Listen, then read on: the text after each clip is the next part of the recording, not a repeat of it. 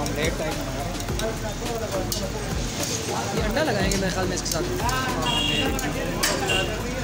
भैया ये कौन सा वाला है? ये पिज़्ज़ा वाला। अच्छा ये पिज़्ज़ा पराठा है। पिज़्ज़ा पराठा है ये। पिज़्ज़ा पराठा जनाब तैयार हो गया। इसको कहते हैं पिज़्ज़ा पराठा। क्या डाला है इसमें? मिर्ची,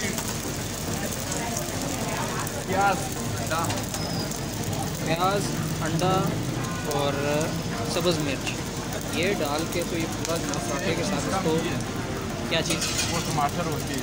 हाँ टमाटर भाई ने डाले नहीं क्योंकि हैं बहुत महंगे। वो आज मैं लिखती पहली था ना और दूसरा भाई था। अच्छा चेक करो फिर तो ऐसे लग रहा है ना वो पराठे का पराठा। वो सड़ गई।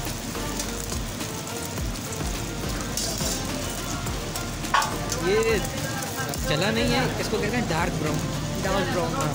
सही है।